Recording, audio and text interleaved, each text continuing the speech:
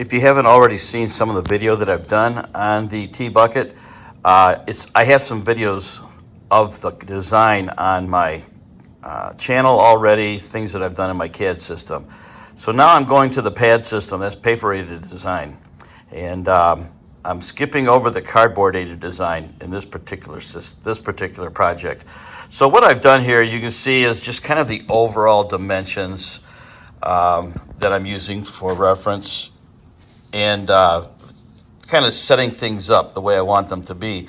And then what I've done is I have taken several section cuts. You see section cuts overlaid on one another on this particular view. Now I have 7 pictures like this that make up the sections that I'm going to use for the building of the buck for the T-Bucket. And I'll show you what those look like. I've transferred those over to this masonite top that I have on this platform that I built for the body, to build the body on. This is where the MAD comes in, masonite aided design. You take the drawings that you generated in your CAD system, put them on paper, and then all I simply do is cut the paper out along the line, and I transfer it to the masonite. And I have 7 sections here. And these sections, if you can visualize on the car, you'll have the bucket body, which looks basically like this. And in my case, it's roughly 60 inches here, roughly. It's a 6, okay. So, okay, and about, I don't know, about 24 inches here, roughly. These are rough numbers. They're not accurate numbers. But just to give you an idea on the size of the vehicle. And this is the cab where the driver and passenger will be sitting. Then back here, you'll see a tangent line in the design. And from the top of the bucket, you'll see this. You'll have a view that looks like this. Narrow in the front, wider at the back, a couple of large radius corners here. And these large radiuses follow the shape of the bucket. So you'll see this line coming down here. That's where the radius blends into the side of the car. Okay, and this is kind of a sweeping line, probably be more sweeping on the vehicle than what I'm showing here. So when you look at these section cut lines on the masonite, you see as I project down, so I got some stuff laying on the bench here I'm using, that straight line that goes all the way out, that goes out to the front of the car. And that's just one section showing what the basic side panel looks like. However, there is shape in the up and down surface that we would want to call the XZ dimensions. So I number each one of these: 1, 2, 3, 4, 5, 6, 7. And they're different spacing front to back here, but these section cuts were cut at even 5-inch increments. Like this, okay? So you can see some of these down here might be spaced farther apart than the ones up here because they're stacked more on top of each other. And then over here you see there's more space between each section, and so you get them spaced farther apart. In other words, here between section 1 and 2, there's a distance of about 2.5 inches. And then between 2 and 3, about 2 inches. And then between 3 and 4, about 1.5 inches, and then 1.25 inches, and then 1 inch, and then about 1/2 inch. So they're equally spaced going up the side of the car, but they fall where they fall based on the data. So then these sections represent this plane, this plane, this plane, this plane, and this plane. So just imagine these being straight lines, not what I just tried to freehand here. And it would be like looking at these section cuts straight down through the top of the car when you look at these sections. So all of these sections that you see here, right now I've got one side of the car, all these sections made out of tubing. And I've started the ones for the opposite side. Then I'll take straight pieces of the tubing and connect them here and go forward So it's like a skeleton, or what we call a wireframe in the CAD world.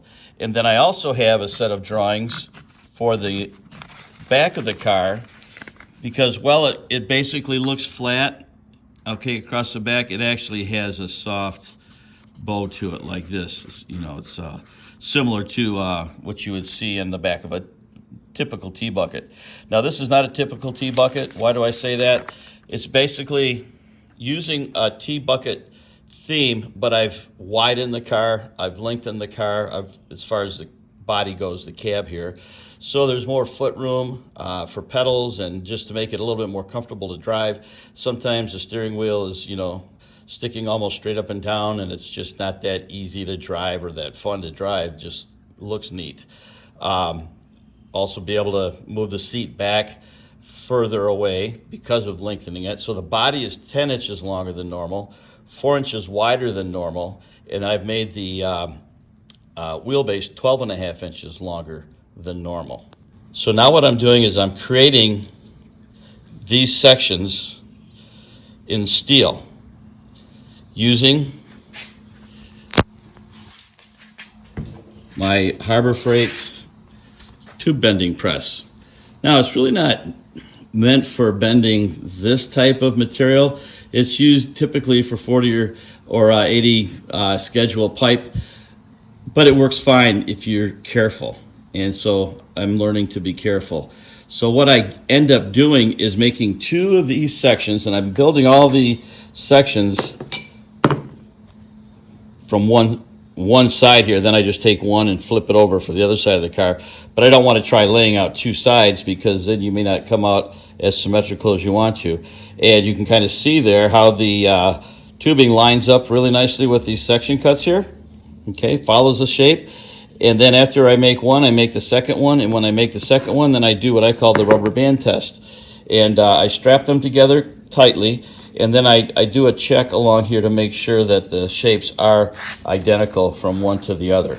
That's kind of how I'm going to keep the sides of the car, especially these 3D surfaces. When I say 3D, I'm talking about a shape that comes down the side of the car, so it's got, you know, a nice curve to it, and then this way it's got curves that go around to the back, and then you got the back of the car and all that. So I'm making a 3D buck out of tubing just like this. Okay, it's 1/2 inch steel tubing. This happens to be galvanized. I've got some plain steel over there, and I just happen to have this galvanized, so I'm reusing it.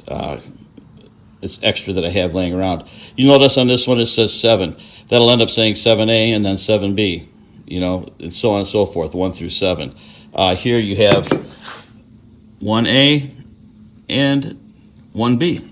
So that's kind of how I do it. And then you just flip these straight across the body, symmetrical around the center line, and then you end up with a shape that is very close to perfectly symmetrical. Nothing will be perfectly symmetrical, but it will be close. And maybe not as close as you see it coming out of a factory off the end of an assembly line, but for a hand-built car, we'll do our best, and you'll be able to see as we go along. So that's what I've been doing here. I've been making these section cuts. I've got 8 finished now. I got 6 more to go, and then I'll be able to do the ones across the back of the car. These will be much, much easier. There's a lot of steps in doing these here, going across here and making the ones that I just showed you an example of. There's some more over there. So that's that. So I'm going to make one of these tonight while you're watching. Got the Bryce-o-meter out here. Bryce from My Spider Garage gave me this, and you can see it's about 97 degrees in the garage right now. You'll probably see a little bit of this again in other segments of the build. I have some of this on video already that I'll probably include bits and pieces of. So we're going to start using the Harbor Freight tube bending machine. What this is a 12-ton hydraulic press. So it doesn't have a lot of tonnage, but it's got more than enough for this application. Going to use that tonight, and every now and then you might hear me doing some hammering and banging, because sometimes you go too far and you've got to reverse course and get back to where you need to be. So let's do section number 2 on this side, which will be 2B, which will end up going on the other side of the car. Here we go. Okay, this was a 10-foot stick of 1/2 inch. I'm sorry, let me get the other one. Yeah, this is it, 1/2 inch conduit. So basically you load the material in here like this. I'm going to bring you over a little bit closer so you can see what it looks like under here. Gives you a better view of the press. Okay, you've got your where your pump goes, where your jack goes to jack your pump up. And then inside, hopefully you can see that. It's hard for me to look at that in this, but here's the pipe. Okay, here's the pipe. And you've got a roller here. Yeah, okay, you can see that roller here and a roller over here. And then you have your jack right here. And it's got the die in. The closest size die I have is 15 millimeters. This tubing would be considered 12.7 millimeters. It's close. It'd be nice to have it a little tighter on the sides, and I have done that by putting a cloth in there, which takes up some of that space. So I'll be jacking the jack up in this direction, which will put an arc in this pipe. Here we go.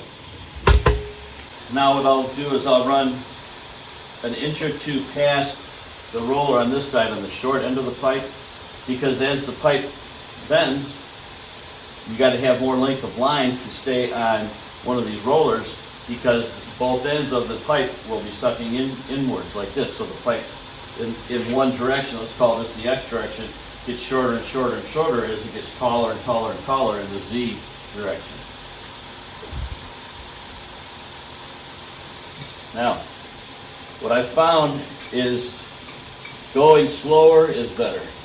And here, I've got this turned around because I was doing this laying on its back.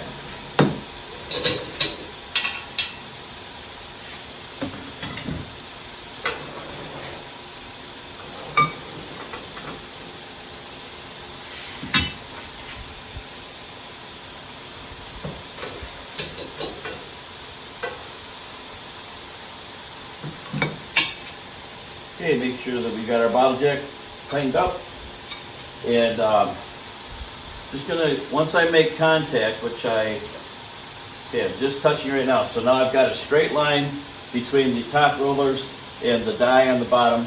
And I'm going to give it 4 pumps. And I'm going to do that over the length of line a couple of times and then compare it to the section cut. And then we can start making finer adjustments.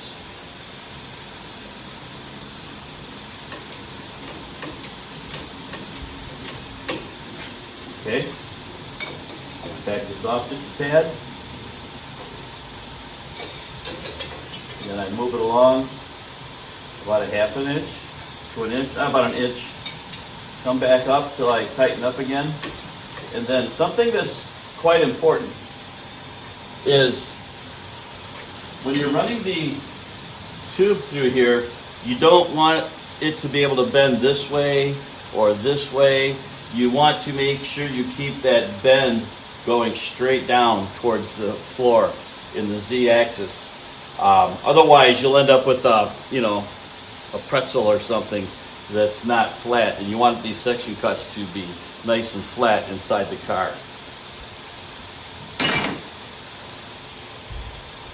Okay, 1, 2, 3, 4.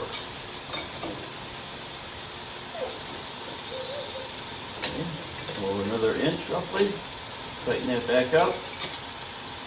1, 2, 3. Oh no, here we go. 1, 2, 3, 4. Now usually what I'm finding is in the middle, and I'm not going to do that until we've actually gone through the process a couple of times.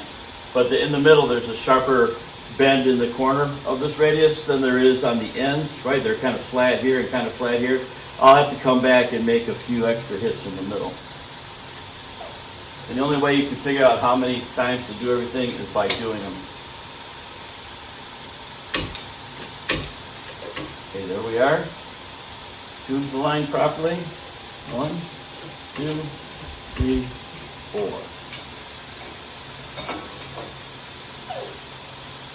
I'm using the tube to force the ram down. Another inch over. 1. Oops, I gotta get set. 1, 2, 3, 4.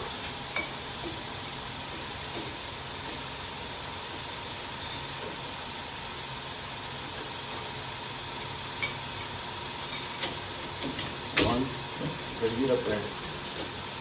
1, 2, 3, 4.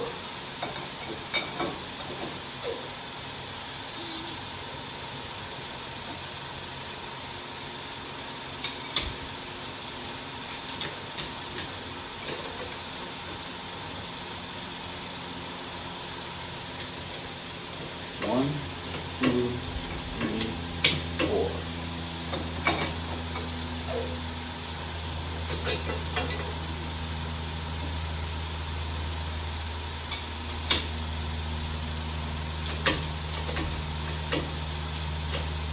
Okay. 1, 2, 3, 4. Okay, let's pull this out just so you can see where we're at and then how much farther we have to go.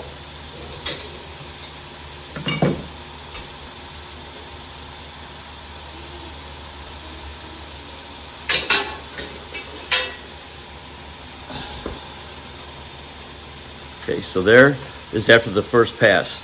And you can kind of see the small indentations in the tube where the center of the hydraulic, the jack, the die on the bottom would hit. You see one here, one here, one here, one here, one here, one here, one here, and one there. So I really don't care what the inside of this looks like because it's, number one, it'll be hidden, and number two, I'm using this to develop the shape of the body on the outside. So this is the side that I really care about. If there's some buckles or, dimples and gathered metal inside, it doesn't really matter at all.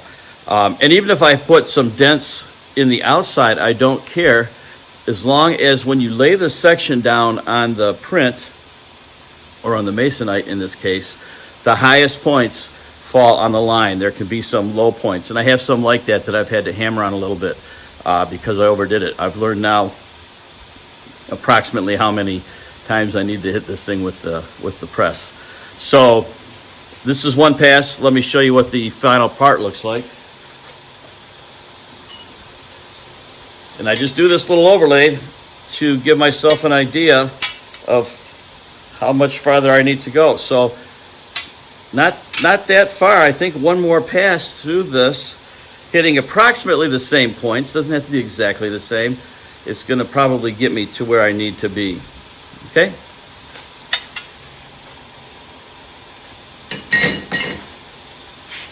I typically will do a lot of sanity checking like that as I go through the process. Now, something else that I'm going to do right now is, because I'm working with such a long tube, okay, see, this started out as 10 feet, now it's probably 7 or 8 feet long still. Once you start bending it, you have an interference with the floor. So then I take this, rotate it, and lay it down on its back. And then I take a few 2x4s and I lay them alongside the press. And this helps me to keep the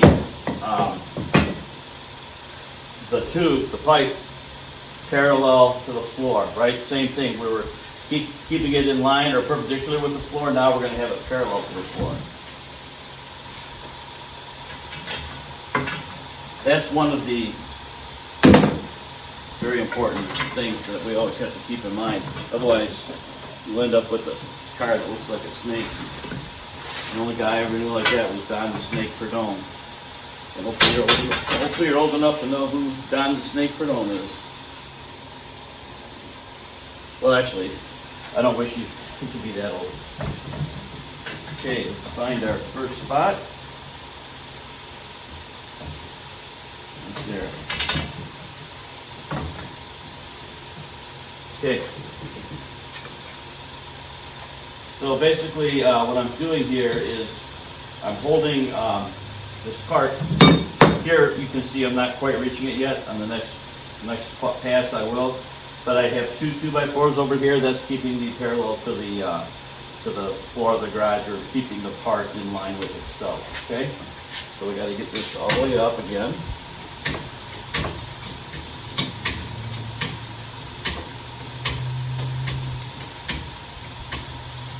Okay, here we go. 1, 2, number 3 on that. It's really a game of feel, you know. It's kind of take your best guesstimate at it, and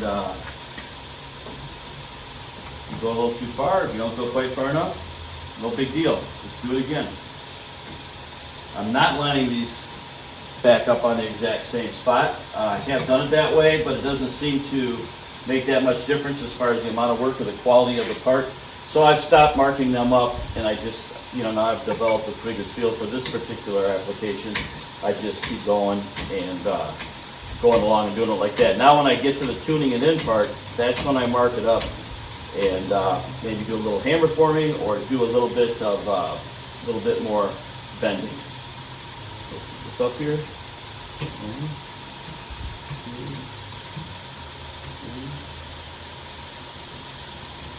3, 1.5. You can hear the spring back sometimes when I release the jack, and you can see the part actually push the cylinder back down. Then I take the cylinder or the pipe here and I use it like a lever, and then I lower the ram back down so I can move the tube in the press. Then I move it roughly an inch and repeat the process.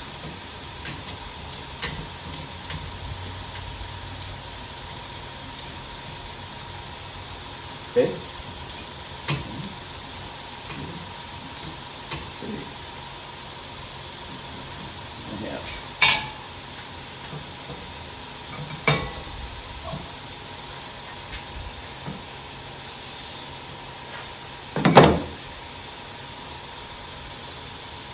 Kind of like washing your hair, lather, rinse, repeat.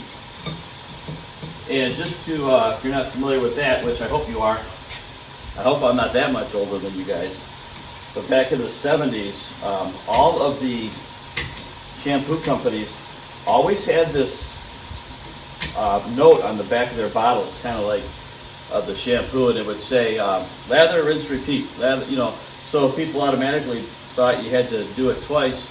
And then the government got involved and said, hey, you can't tell people they have to do that twice, so remove that remark. I haven't looked at it in a long time, but I don't think it's on there anymore. But that's what everybody always used to say, lather, rinse, repeat. Now there's some history for you. Okay, 1, 2, 3.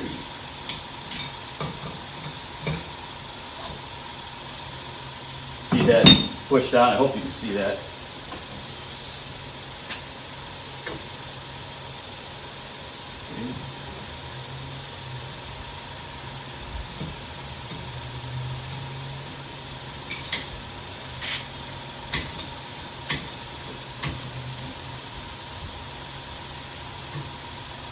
Okay, 1, 2, 3. All right, let's pull it out and then compare it and see what we have.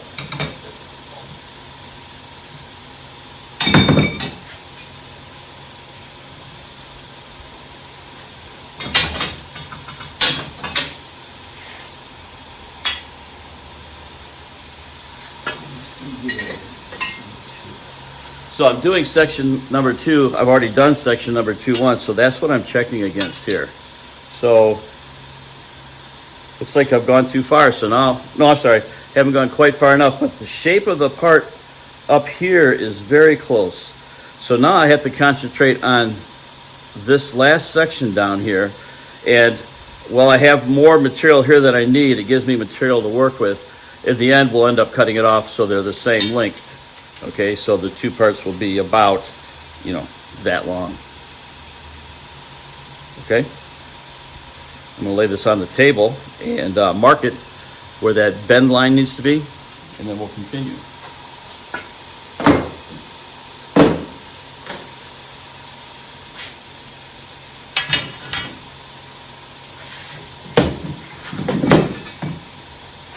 Right the other way.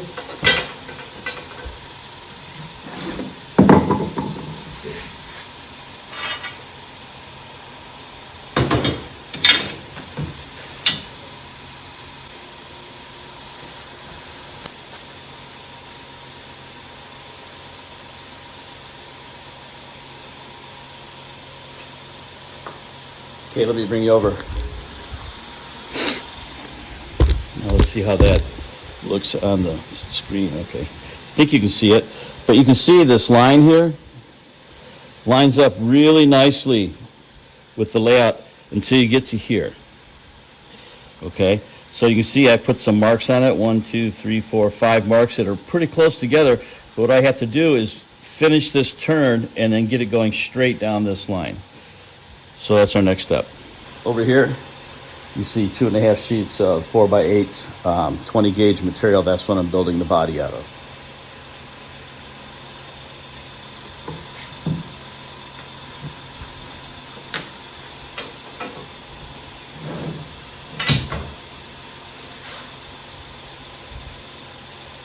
Now I have to transfer these to the opposite side, so they're facing up.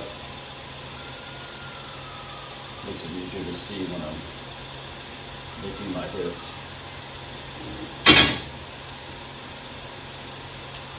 I think a lot of you have used these Milwaukee, I don't want to call them Sharpies, but these are really great. I mean, these things last a long time.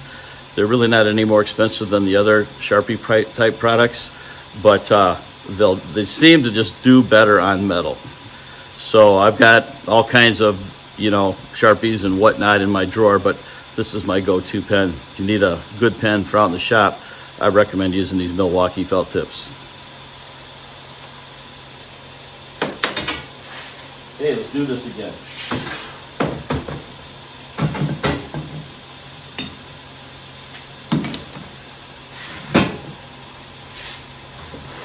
I will be making some nicer fixtures in this down the road, but right now I'm just using 2x4s. You just use what you have and you don't overdo it. Keeps the cost down, keeps the time down from having to build more tooling. I did build a die, a 2-piece die, and I'll show that. I don't know if it'll be in this video, but it'll be coming up real soon. To come down in my 20-ton press and form these, and I called it a prototype die as I was doing it. It's just 2 pieces of wood that come down and have a equal amount of space between the upper die and the lower die to come down and hit these in the press. I may do that before I'm done, but the first hit that I did, I was using wood in the upper punch side, cracked in half as soon as I started to kind of put the heat to it, and so it didn't work, and I was pretty pleased with how these look. It takes a little bit of time, as you can see. Okay. Now, bending this around usually takes very little effort. I want to do the most closest to the tangent line of the curve, and then need to do less and less as I go down. And then on the end, I usually end up doing some hammering and such, because it is kind of a closed angle, and it's just easier to hammer the part, kind of flattening out the tube, and let the hammer do the work instead of the press, because it's really hard to get it exactly where you want it that way. Okay, I just get down here and I look at my marker lines, see where I'm at, and this might be the last one I can hit on the press, because I'm running out of the end of the tube here, right on the radius center of that tube and die.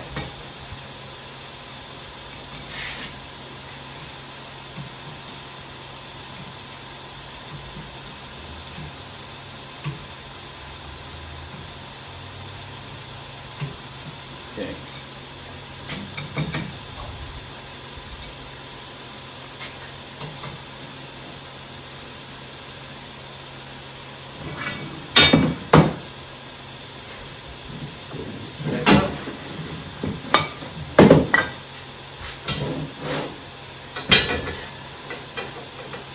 What it looks like.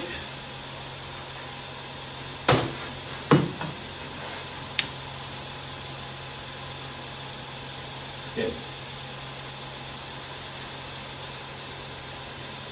I still need to go farther. So what I'm going to do is put it in the vise. This is the vise that I just did a video on a week or so ago. And I've been happy with it. It's been working out really well. I mean, I beat on this thing as I'm forming these tubes. And it's held up fine so far. So I'm really putting it through the paces. I don't think they make one much bigger than that, but for the short time I've had it, I'm satisfied. Okay, let's do some bending here. Let's see what's the best way to get this.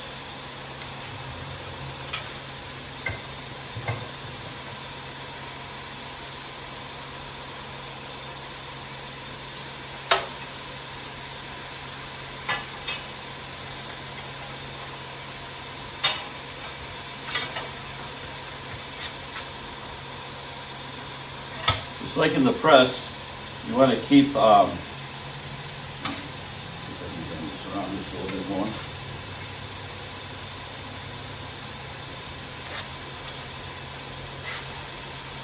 I'm going to make sure that you're keeping, like at this time right now, I want to make sure the tube is vertical. Okay, I gave it a decent squeeze there. Now, I'm using my helper. Just want to get some angle on that.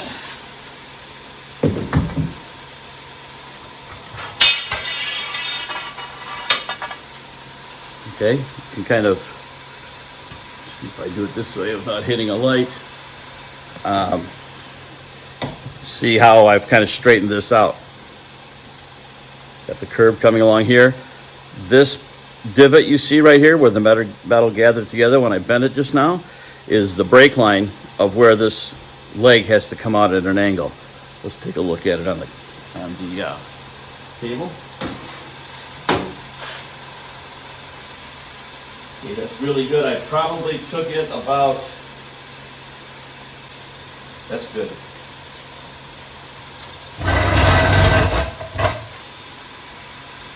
Show you what that looks like. I'm going to call this good to go.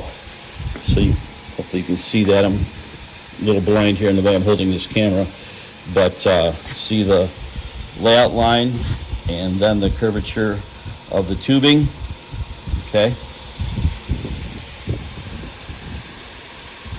Let's call that a winner. Now the next thing is trimming it. So what I'll do is I'll come here. I've got a line here that I use for my trim line laid out on the table, okay? And I just mark this. Doesn't have to be, you know, within 5 thou. I try to get it within 15, 20 thou, and I'm pretty happy. And down here, wherever I come tangent with, I go roughly a ½ inch past. Okay, I'm going to call this, right on it, 2B. And I have a cut line here and a cut line here. And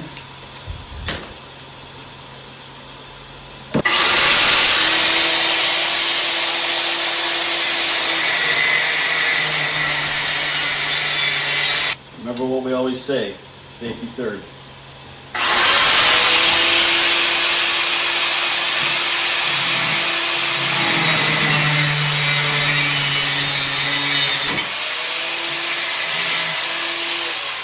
Looks like Very good. Super happy with that. That came out great. Now let me, this is the real test.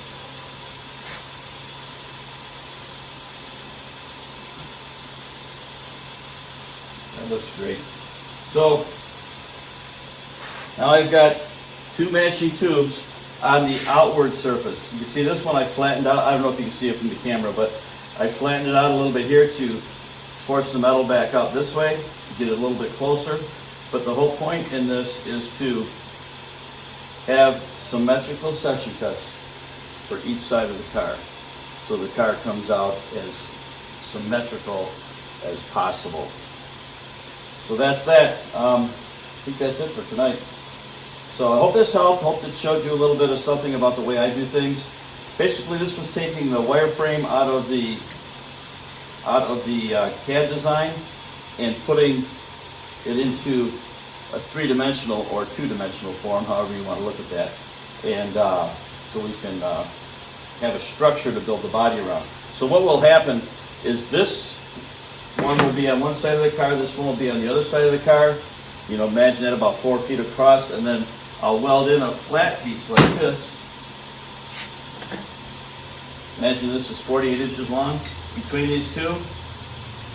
And then what you end up with is a section cut that conforms to the shape of the car. So that's what I'm going to do. Then I'll have those stacked up and welded together every 5 inches, and then that'll give me something to wrap my sheet metal to. Thank you for watching.